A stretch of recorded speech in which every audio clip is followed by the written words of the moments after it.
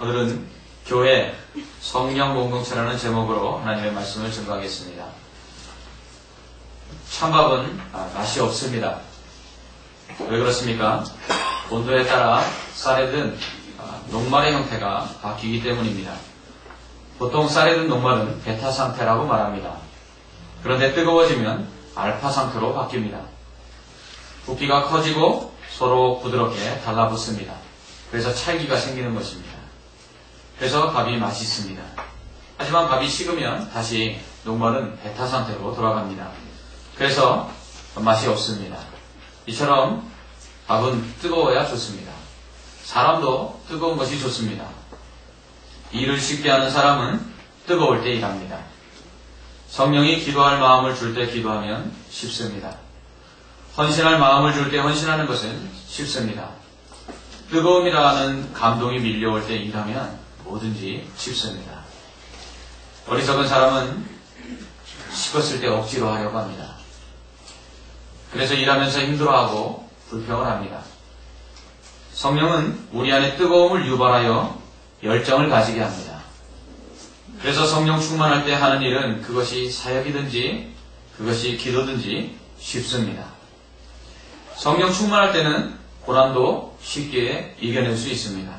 이처럼 성령이 개인에게 임하면 개인의 신앙생활이 열정이 생기고 성령이 교회에 임하면 교회가 뜨거워지는 것입니다. 성령이 처음 교회에 임한 것은 오순절 성령 강림 사건 때입니다. 예수님께서 승천하신 후 약속하신 대로 120명의 성도들에게 성령을 부어주셨습니다.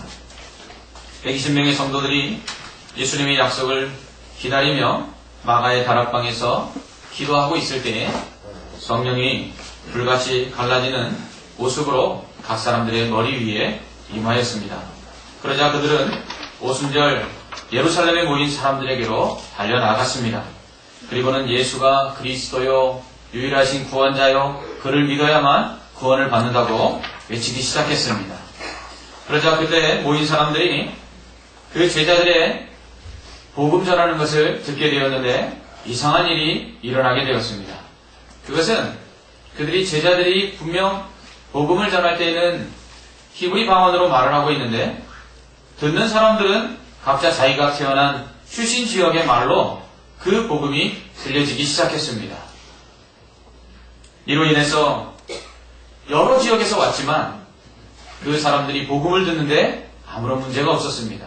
성령이 임함으로 이렇게 복음이 증거된 예루살렘에는 많은 사람들이 회개하고 그리고 제자들에게 나와 세례를 받기 시작했습니다. 예수님이 승천하신 후 다락방에 숨어있던 사람들은 약속하신 성령을 받자 담대해졌습니다. 뜨거워진 것입니다. 그래서 밖으로 나가서 복음을 전했습니다. 그로 인해 매를 맞기도 하고 옥에 갇히기도 했습니다. 또 협박도 당했습니다. 그렇지만 그런 것들이 그들을 막을 수가 없었습니다. 그들은 매를 맞으면 더 기뻐했습니다. 옥에 갇히는 것을 두려워하지 않았습니다. 그들은 죽음도 무서워하지 않았습니다. 왜입니까? 성령이 그들에게 충만히 임했기 때문입니다. 이로 인해 복음을 들은 사람들이 예수님을 믿고 회개하고 세례를 받고 모여들기 시작했습니다. 모여서 제자들의 가르침을 받았고 또 떡을 떼며 함께 교제하고 기도했습니다. 그리고 서로의 것을 자신의 것이라고 이야기하지 않고 서로 나누기 시작했습니다. 이것이 바로 초대교회의 모습이었습니다. 이처럼 교회는 오순절 성령 강림 사건과 함께 시작되었습니다. 그러므로 교회는 성령의 역사로 세워진 것입니다. 교회는 성령이 없으면 그 시작도 없었다고 말할 수 있습니다. 성령 강림이 곧 교회의 시작이었고 그래서 성령을 교회의 영이라고 부르는 것입니다. 그러므로 성령이 없으면 교회는 시작할 수도 없었고 또 이 땅에 존재할 수도 없었습니다. 이렇게 성령과 함께 시작된 교회는 성령에 의해서 유지되고 그리고 성장하였습니다. 곧 성령은 교회를 시작하게 하셨고 또한 교회를 교회되도록 유지하는 그러한 능력을 발휘하셨습니다. 이런 의미에서 교회와 성령을 따로 떼어서 생각할 수 없습니다. 저는 지금까지 교회에 대해서 계속해서 설교를 했습니다. 교회는 구원받은 성도들의 모임인 구원 공동체라고 말씀드렸습니다. 예수님을 유일한 구원자이신 그리스도로 믿고 고백하는 성도들의 모임이 바로 교회입니다.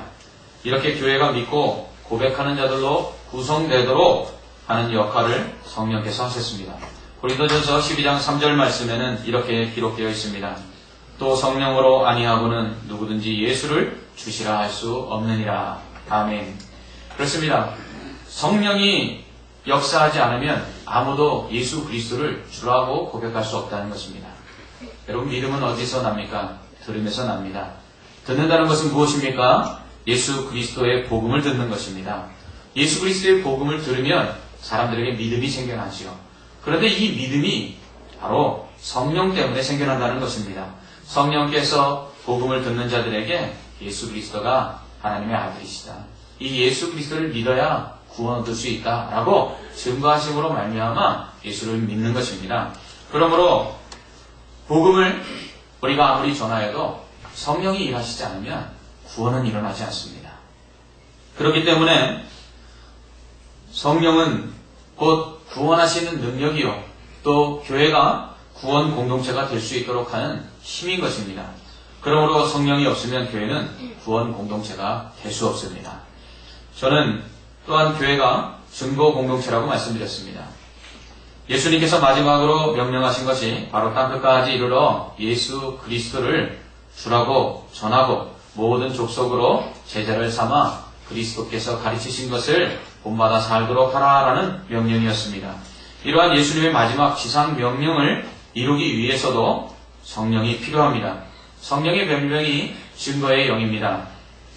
히브리서 10장 15절은 또한 성령이 우리에게 증언하시되 라고 말씀합니다. 성령이 증거하신답니다. 로마서 8장 16절은 성령이 친히 우리의 영과 더불어 우리가 하나님의 자녀인 것을 증언하시나니 라고 바울은 말합니다. 여러분, 성도가 구원의 확신을 갖죠. 여러분, 구원의 확신이 있으십니까? 네. 여러분, 하나님의 자녀이신 줄 믿으십니까? 네. 이것을 성령께서 증언하신다는 것입니다. 우리가 때로는 범죄하고 때로는 낙심해 있을 때에도 성령께서 우리 안에 계셔서 네가 믿느냐? 그러면 하나님의 자녀다, 하나님의 사랑에서 끊을 수 없다, 우리에게 계속해서 증언해 주시기 때문에 우리가 구원의 확신을 갖고 살 수 있는 것입니다. 성령께서는 우리로 하여금 예수 그리스도로 말미암아 구원받는다는 것을 증언하실 뿐만 아니라 구원받은 이후에 하나님의 자녀로서 우리가 끊임없이 하나님의 사랑에서 끊을 수 없는 그 사랑 안에 거하고 있다라고 우리에게 증거하신다라는 것입니다. 요한일서 5장 6절은 이는 물과 피로 임하신 이신이 곧 예수 그리스도시라, 물로만 아니요 물과 피로 임하셨고 증언하는 이는 성령이시니 성령은 진리니라 라고 말씀합니다. 아울러 사도행전 15장 8절은 또 마음을 아시는 하나님이 우리에게와 같이 그들에게도 성령을 주어 증언하시고 라고 말씀합니다. 성령은 이처럼 우리에게 끊임없이 하나님의 그 말씀, 또한 예수 그리스도의 복음, 그리고 우리가 하나님으로부터 받는 사랑에 대하여 증언하시고 우리에게 그것들을 확신시켜 주시는 줄 믿습니다. 그러므로 우리가 복음을 전할 때에 성령이 우리가 전하는 복음이 진리임을 증거하십니다. 앞서 말씀드렸지만 전도는 우리 혼자 하는 것이 아니라 성령이 함께 하셔서 우리가 전한 복음을 듣는 자들이 믿고 구원을 얻도록 역사하십니다. 그러므로 성령이 없이는 교회는 구원 공동체도 증거 공동체도 될 수가 없습니다. 교회는 또한 예배 공동체입니다. 교회는 하나님을 찬양하고 경배하기 위해서 존재합니다. 교회에서는 예배가 멈춰져서는 안 됩니다. 뿐만 아니라 하나님께서 기뻐 받으시는 예배를 드려야 합니다. 여러분, 하나님이 기뻐하시는 예배가 어떤 예배입니까? 예수님께서 가르쳐 주셨습니다. 영과 진리로 드리는 예배가 하나님이 기뻐 받으시는 예배라고 말씀합니다. 그렇다면 예배 공동체의 교회가 하나님이 기뻐 받으시는 예배를 드리려면 성령이 임하여야 됩니다. 성령이 예배 가운데 임재해야만 그 예배가 온전히 하나님이 기뻐 받으시는 예배가 될 수 있습니다. 그러므로 성령이 없으면 교회는 예배 공동체가 될 수 없습니다. 교회는 사랑 공동체입니다. 교회는 그리스도의 사랑으로 서로를 사랑하는 성도들의 모임입니다. 주님께서 주신 지상명령인 복음 전파뿐 아니라 주님께서 주신 대사명이 있죠. 대계명이 있죠. 대계명이 무엇입니까? 하나님을 사랑하고 이웃을 사랑하는 것입니다. 하나님께서 명령하신 이 사랑의 계명을 지키기 위해서도 성령이 필요합니다. 사도 바울은 고린도전서 12장에서 각양 은사들을 설명합니다. 은사라는 것이 무엇입니까? 교회를 교회되도록 각 성도들에게 하나님께서 선물을 주시는데 그 선물로서 교회를 섬길 수 있도록 하신 것, 그것이 바로 은사입니다. 그런데 은사 중에 가장 큰 은사를 사모하라고 말합니다. 어떤 은사입니까? 사랑입니다. 가장 큰 은사가 사랑입니다. 그러므로 교회가 사랑의 공동체가 되어서 사랑이 충만하려면 이처럼 성령이 사랑의 은사를 주셔야만 합니다. 그러므로 성령이 없이는 사랑의 공동체로서의 교회도 있을 수가 없다는 것입니다. 에베소서 4장 3절은 평안에 매는 줄로 성령이 하나 되게 하신 것을 힘써 지키라 라고 말씀합니다. 성령은 끈과 같습니다. 성령께서 임하시면 성도들의 마음과 마음을 하나로 연결하십니다. 그래서 서로가 사랑하도록 만드시는 것이죠. 이 성령께서 역사하지 않으면 사람들의 마음과 마음이 하나가 되지 못합니다. 그래서 성령께서 사랑 가운데 서로 하나가 되게 하신 것들을 또한 교회는 힘써 지켜야 하는 것이죠. 그러므로 성령이 없으면 교회는 사랑 공동체가 될 수 없습니다. 지난주에 저는 교회는 훈련 공동체라고 말씀드렸습니다.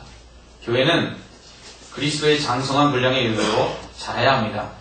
이렇게 교회가 성장하기 위해서는 훈련이 필요합니다. 훈련은 말씀을 가르치고 또 배우는 것입니다. 이러한 말씀을 가르치고 배울 때 역시 성령이 임하여야 합니다. 바울은 디모데후서 3장 16절에서 모든 성경은 하나님의 감동으로 된 것으로 교훈과 책망과 바르게 함과 의로 교육하기에 유익하니라고 말씀합니다. 여러분, 성경은 사람이 기록했습니다. 그래서 사람은 오류가 있습니까? 없습니까? 오류가 있습니다. 사람이 기록한 성경이 그렇다면 우리가 진리라고 이야기하는데 진리가 되기 위해서는 사람이 기록하는 데 있어서 실수가 없어야만 했습니다. 그러기 위해서 누가 역사하셨습니까? 성령이 역사하셨습니다. 성령이 성경을 기록하는 사람들의 마음을 감동하셨습니다. 그래서 그 사람들이 성경을 기록하는 데 있어서 자기의 생각대로 쓴 것이 아니라 하나님의 생각과 하나님의 뜻대로 기록하였습니다. 이렇게 기록하는 성경 기자들에게 역사하신 성령의 역사를 영감이라고 이야기합니다. 이 영감된 성경은 그렇기 때문에 오류가 없는 하나님의 말씀이요 진리입니다. 또한 성경은 계시입니다. 여러분, 계시라는 것은 감추어졌던 것, 덮어졌던 것들을 열어서 보게 한다는 뜻입니다. 여기 컵이 있습니다. 여러분, 뚜껑으로 덮여 있습니다.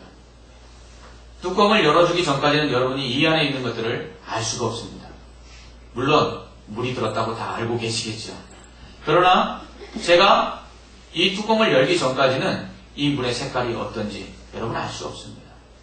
오직 알 수 있는 것은 이 뚜껑이 열려졌을 때 그것을 볼 때만 아는 것입니다. 계시라는 것이 그것입니다. 여러분, 하나님은 영이십니다. 영이신 하나님 볼 수 있습니까? 여러분, 하나님에 대해서 어떻게 아셨습니까? 여러분이 하나님에 대해서 아는 것도 바로 성경을 통해서 아셨을 것입니다. 무엇입니까? 하나님이 여러분에게 알려주신 것만큼 여러분 알 수 있다는 것입니다. 하나님이 사랑이심을 어떻게 아셨습니까? 성경에서 하나님은 사랑이란 말씀하시니까 여러분 아셨습니다. 여러분, 어떻게 구원받는 것을 아셨습니까? 성경이 예수 그리스도를 하나님이 주셨는데 그 아들을 믿어야만 구원 얻는다는 것을 알고 믿었기 때문에 여러분 구원 얻으셨습니다. 이처럼 계시의 말씀은 하나님께서 우리에게 알려주실 때만 우리가 알 수가 있습니다. 그런데 이 성경이 기록될 때 누가 기록하게 하셨습니까? 성령이 기록하게 하셨습니다. 그러므로 성령이 기록하게 하셨으니까 그 기록하게 하신 성령이 또한 성경을 읽고 배우는 자들에게 깨닫도록 역사하실 때 가장 잘 알 수 있죠. 시인이 시집을 내고 출판을 합니다. 그리고 그 시인이 자신이 쓴 시를 낭송합니다. 여러분, 누가 가장 그 시를 잘 이해할 수 있겠습니까? 시인만큼 그 시를 잘 이해할 수 있는 사람은 없습니다. 그렇다면 기자들을 통해서 성경을 쓰게 하신 성령만큼 그 성경에 대하여 잘 알고 계신 분이 계시겠습니까? 없다라는 것입니다. 그러므로 우리가 성경을 깨닫고 그리고 성경을 온전히 이해하기 위해서는 성경의 기록자이신 성령의 도우심이 필요합니다. 여러분, 지금 교회 본당 안에 지금 등들이 켜져 있습니다. 이것을 우리 조명이라고 말합니다. 이 조명을 다 끄면 어떻게 됩니까? 이거 어두워집니다. 여러분, 그럼 볼 수 있습니까? 없습니까? 이 잘생긴 목사 얼굴도 잘 볼 수 없습니다. 이와 같이 성령께서 역사하지 않으면 우리는 하나님의 말씀을 잘 볼 수가 없습니다. 그리고 이해할 수가 없습니다. 그래서 기록된 성경의 말씀을 우리로 깨닫게 하고 이해토록 하시는 성령의 역사를 조명이라고 합니다. 기록할 때 역사하신 성령의 역사를 성령의 영감이라고 하고, 기록된 성경의 말씀을 우리로 이해하고 깨닫도록 역사하시는 성령의 도우심을 조명이라고 하는 것입니다. 이처럼 우리가 하나님의 말씀을 그러므로 배우고 깨달아 그것대로 순종하기 위해서는 성령이 그 말씀을 이해하고 깨닫도록 하시는 도우심이 절대적으로 필요합니다. 그렇기 때문에 성령이 없이는 교회는 훈련 공동체가 될 수 없습니다. 이처럼 교회는 성령이 없으면 구원 공동체도, 또 증거 공동체도, 그리고 예배 공동체도, 사랑 공동체도, 훈련 공동체도 될 수 없습니다. 그러므로 한마디로 이야기하면 이렇습니다. 성령이 없으면 교회는 교회가 될 수가 없다라는 것입니다. 그래서 교회의 시작도 성령과 함께 시작되었고, 교회가 계속해서 교회로서의 사명과 역할을 감당하는 것도 성령이 없으면 할 수 없다라는 것입니다. 그러므로 성령이 역사하지 않는 교회는 교회가 아닙니다. 그렇기 때문에 교회는 성령 공동체여야만 합니다. 이와 같이 교회를 예배되게 하시는 성령이 충만한 교회, 성령이 충만할 때 그 교회는 어떤 특징들을 가질까요? 첫째로 성령 공동체인 교회는 항상 변화와 성장이 있습니다. 여러분, 변화되기를 원하십니까? 성장하기를 원하십니까? 그렇다면 성령을 받으십시오. 성령의 사역 중 하나는 구원받은 성도를 거룩하게 하는 일입니다. 이것을 성화라고 합니다. 우리는 하늘나라 갈 때까지 하나님의 자녀로서 거룩하게 살아야 하는데, 이 거룩함을 우리가 갖기 위해서는 성령의 도우심이 필요합니다.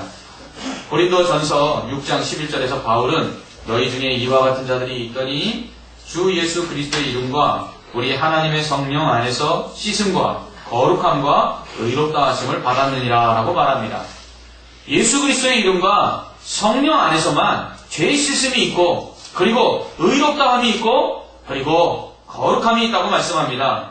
이와 같이 교회가 거룩해지고 또한 성도들이 거룩하여 하나님이 원하시는 선과 의를 행하기 위해서는 성령 안에서 변화되어야 합니다. 이러한 성령의 변화는 그 어떤 강한 자라도 그 앞에서 다 깨어질 수밖에 없습니다. 아무리 완악한 자라도 성령이 임하면 그 마음이 부드러워집니다. 아무리 죄악된 습관을 가지고 있는 자라도 성령이 임하면 그 죄를 고백하고 변화될 수밖에 없습니다. 성경은 너희는 변화를 받아 새 사람을 입으라라고 말씀합니다. 여러분, 우리는 새 사람으로 변화되어야 되는 사람들입니다. 옛 사람이 깨어지고 새 사람이 되어야 합니다. 그러기 위해서 성령을 덧입어야 합니다. 성령이 사람 안에 역사하면 육체의 소욕을 따르는 사람이 아니라 성령의 소욕을 따르는 사람이 됩니다. 그러므로 성령이 역사하는 교회에는 끊임없이 변화와 성장이 일어날 수밖에 없습니다. 이러한 변화와 성장은 질적인 면에서뿐만 아니라 사람 개개인이 변하는 것뿐만 아니라 또한 더 나아가서 교회 안에 양적인 부흥을 가져온다는 것입니다. 오늘 본문 말씀은 무엇이라고 말씀합니까? 성령의 위로로 행하여 수가 더 많아졌더라 라고 말합니다. 성령의 위로로 진행하여 수가 더 많아지는 것, 이처럼 성령이 역사하는 교회에는 변화와 성장의 역사가 있는 줄 믿습니다. 둘째로 성령 공동체인 교회는 항상 은혜가 넘칩니다. 여러분, 은혜를 충만히 받으시길 원합니다. 은혜가 있어야 신앙생활이 즐겁습니다. 은혜가 없어야 기도가 감사가 넘치고 기도하는 것이 좋을 수밖에 없습니다. 성령은 증거의 영입니다. 그러므로 성령이 역사하는 곳에는 구원의 은혜가 넘쳐납니다. 여러분, 우리가 죽었던 자에서 다시 새 생명을 얻었다는 이 구원의 은혜만큼 우리를 기쁘게 하는 게 없습니다. 그 누구도 우리를 구원해 줄 자가 없는데 우리를 위하여 십자가에서 생명을 내어주신 그 예수님의 사랑이 우리 안에 경험되고 그리고 성령께서 그것을 증거하실 때에 우리 안에는 은혜로 말미암아 기쁨이 충만한 줄 믿습니다. 하나님의 나라는 먹는 것과 마시는 것이 아니요 오직 성령 안에서 의와 평강과 희락이니라 라고 로마서 14장 17절은 말씀합니다. 여러분, 성령이 임하는 곳에는 기쁨이 있습니다. 성령이 임하는 곳에 기쁨이 있는 것은 바로 성령은 은혜를 주시는 영이시기 때문에 그렇습니다. 여러분, 오늘 교회 나오셔서 기쁘십니까? 여러분, 이 예배 드리는 것이 여러분 즐거우십니까? 그렇다면 여러분에게 성령이 임한 줄 믿습니다. 성령이 임하지 않으면 우리의 예배는 형식이 되는 것입니다. 앞서 말씀드렸듯이 성령이 임해야만 하나님이 기뻐 받으시는 예배가 되는 것입니다. 이 성령이 우리 안에 임하면 우리로 하나님이 기뻐하시는 것이 우리의 기쁨이 되게 하는 것입니다. 왜냐하면 성령은 하나님의 마음과 우리의 마음을 하나로 연결시켜주기 때문에 그렇습니다. 그러므로 성령을 충만히 받았을 때에 우리가 기도하면 하나님의 마음이 우리에게 전해집니다. 그래서 우리가 낙심되고 우리가 절망할 때에도 우리를 사랑하시는 그 하나님의 마음이 성령을 통해서 우리에게 연결되어 느껴지고 경험될 때 우리 안에는 말할 수 없는 기쁨이 생겨나는 것입니다. 성령이 예배를 드리는 동안에 우리의 마음과 하나님의 마음을 하나로 연결하면 하나님이 기뻐하시는 예배가 어떤 것인지를 우리로 알게 하시고 또한 하나님이 우리가 드리는 예배를 통하여 얼마나 기뻐하시고 있는지를 우리로 가슴속 깊이 은혜를 체험케 하므로 우리는 예배 가운데서 기쁨을 누릴 수밖에 없는 것입니다. 그러므로 성령이 충만한 것에 기쁨이 있고 성령이 충만한 것에 은혜가 넘치는 줄 믿습니다. 이번에 홈페이지를 새롭게 개편했습니다. 홈페이지를 개편하면서 홈페이지를 만드는 형제와 어떻게 하면 교회 홈페이지를 잘 만들까 생각하는 중에 교회 표현은 어떻게 정할까요? 라고 형제가 말을 해서 제가 고심을 했습니다. 그래서 만든 표어가 무엇이냐 하면 예수 사랑, 예수 생명, 예수 행복 공동체입니다. 우리는 예수님 빼면 시체입니다. 예수님 빼면 어차피 죽은 자였습니다. 그렇기 때문에 예수님으로 인하여 우리 안에 사랑이 넘쳐나고 예수님 때문에 우리 안에 생명이 넘쳐나고 예수님 때문에 그로 인하여 행복하자라는 의미에서 표어를 이렇게 정해보았습니다. 한번 따라해 볼까요? 예수 사랑, 예수 생명, 예수 행복 공동체. 그렇습니다. 우리는 예수님 때문에 행복한 사람들입니다. 이 행복이 근데 어디서 온다고요? 성령이 없으면 우리에게 임할 수 없습니다. 그러므로 성령이 임할 때에 우리 교회가 행복 공동체가 될 줄 믿습니다. 세 번째로 성령 공동체인 교회는 넘치는 위로가 있습니다. 오늘 보면 성령의 위로로 진행하여 수가 더 많아졌다라고 말합니다. 오늘날 위로가 더 절실히 필요하다라고 생각됩니다. 많은 사람들이 힘들어합니다. 세상 사는 것이 쉽지 않습니다. 이러한 영향으로 정서적인 안정을 찾지 못하고 많은 사람들이 우울증에 시달리고 있습니다. 현재인의 질병 중에 암 다음으로 가장 높은 것이 바로 우울증이라고 말합니다. 이 우울증은 혼자라는 생각 때문에 생겨나는 것입니다. 상황이 기쁘지 않아서라기보다도 그 상황 속에 나 혼자 있기 때문이라는 것 때문에 생겨난다는 것입니다. 주위를 둘러보아도 자신을 위로해 줄 자가 없고 자신과 함께할 사람이 없기 때문에 우울증에 걸리는 것입니다. 그래서 더더욱 위로가 필요합니다. 위로는 개인뿐만 아니라 교회에도 필요합니다. 오늘날 그리스도인으로서 세상 사는 것이 얼마나 어렵습니까? 여러분, 정직하게 장사하는 것 쉽습니까? 여러분, 정말 하나님의 말씀대로 세상 가운데 그리스도인답게 산다고 하면 얼마나 제약되는 것이 많이 있습니까? 예수 믿는 것 쉽지 않습니다. 초대교회 성도들 역시 그랬습니다. 예수 믿는다고 핍박받았고요. 예수 믿는다고 사자굴에 던져졌고요. 예수 믿는다고 십자가에 달려 처형당했습니다. 예수 믿는다는 것 쉬운 일이 아니기 때문에 우리에게는 위로가 필요합니다. 잘하고 있어. 어렵지, 힘들지. 하지만 끝까지 믿으면 마지막 천국에서 내가 너에게 말할 수 없는 영광의 상급을 주리라. 하나님이 말씀하시는 이 위로가 우리 안에 계속 있어야 우리는 세상을 이길 힘을 얻을 수 있는 것입니다. 힘들고 지쳤을 때 바로 그때 임하시는 것이 성령입니다. 성령이 임하셔서 우리를 위로해 주십니다. 그 위로는 세상이 줄 수 없는 위로입니다. 그 위로가 우리 안에 있어야만 우리는 다시 힘을 얻고 신앙생활을 할 줄 믿습니다. 그러므로 성령이 충만할 때 교회는 슬픔 가운데서 슬픔을 이겨낼 수 있습니다. 성령이 충만할 때 교회는 고통 가운데서 그 고통을 인내할 수 있습니다. 성령이 충만할 때 성도와 그리고 교회는 위로가 넘쳐나고 그 위로로 말미암아 다시 일어날 수 있는 것입니다. 그러므로 성령 공동체인 교회에는 위로가 충만합니다. 마지막으로 성령 공동체인 교회에는 기도가 끊이지 않습니다. 성령이 역사하는 곳에는 항상 기적이 있었습니다. 이러한 기적은 기도를 통해 일어납니다. 예수님께서 귀신이 쫓아나가는 것을 보시고 말씀하십니다. 이런 귀신과 같은 종류는 기도 외로는 쫓아낼 수 없다라고 말씀하십니다. 이처럼 기도는 능력입니다. 기도는 기적을 일으키는 힘입니다. 저는 요즘 저희 교회에 기적이 많이 일어나기를 위해서 기도합니다. 제가 부임해서 이제 부임 신방을 하는 중에 성도들의 가정을 방문할 때 성도들이 제일 먼저 참 고백하고 또 기도의 제목으로 내놓는 것이 건강적입니다. 얼마나 연약한 사람이 많은지. 내일도 저희 교회에서 2분의 수술하시는 분들이 계십니다.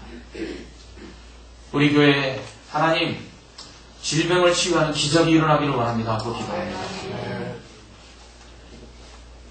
이러한 기적은 기도 없이는 있을 수가 없습니다. 그래서 교회는 기도가 끊임없이 이루어져야 합니다.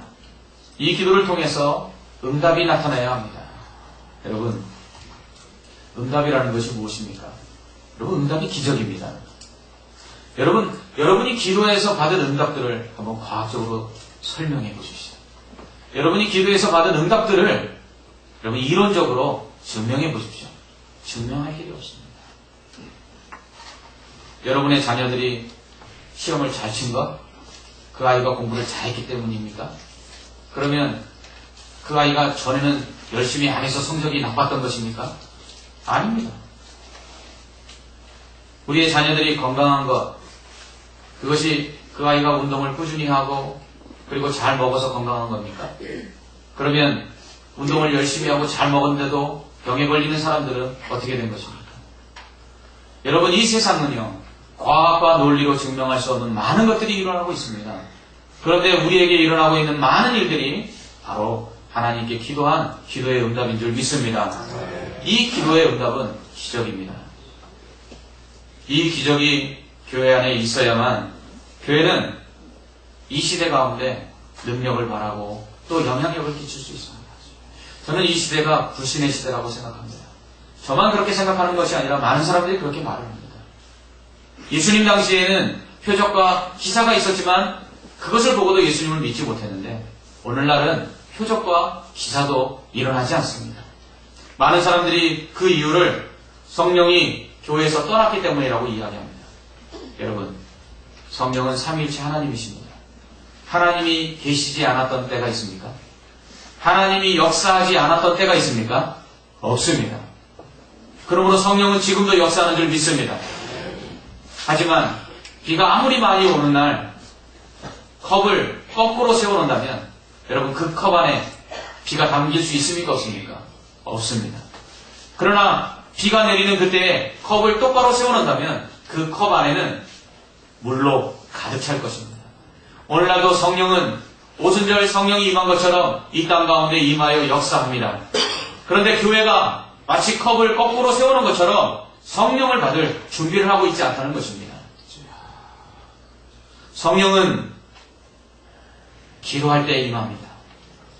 성령은 기도하는 120명의 성도들에게 강하게 역사하였습니다. 기도하는 교회에 성령은 뜨겁게 임하는 줄 믿습니다.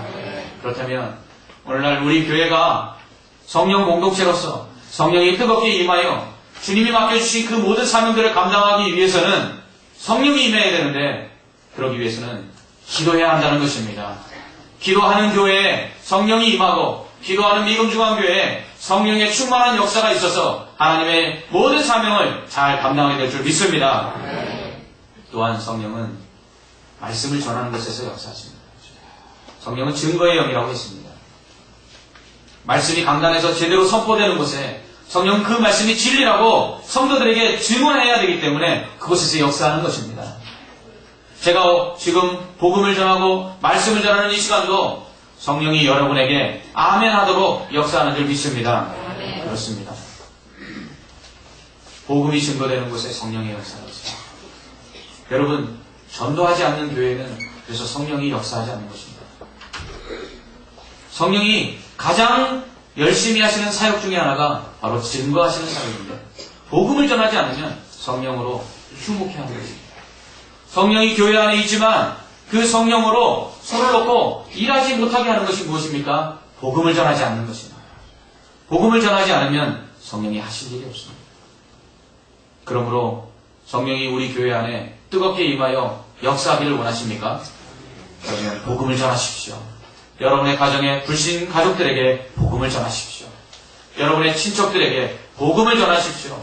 여러분의 믿지 않는 이웃들에게 복음을 전하십시오. 그러면 성령이 역사할 줄 믿습니다. 이와 같이 성령이 역사하면 교회는 변화와 성장이 일어납니다. 성령이 역사하는 교회는 이처럼 하나님의 은혜가 충만해집니다. 성령이 역사하는 교회에는 위로가 넘쳐나서 성도들이 세임을 얻게 됩니다. 성령이 역사하는 교회에는 기도가 끊이지 않아 기적이 일어나게 됩니다. 바라기는 우리 미궁중앙교회가 온전한 성령 공동체이기를 소망합니다. 성도 개개인이 성령에 충만하기를 원합니다. 교회 전체가 성령으로 충만해져 뜨거워지기를 원합니다.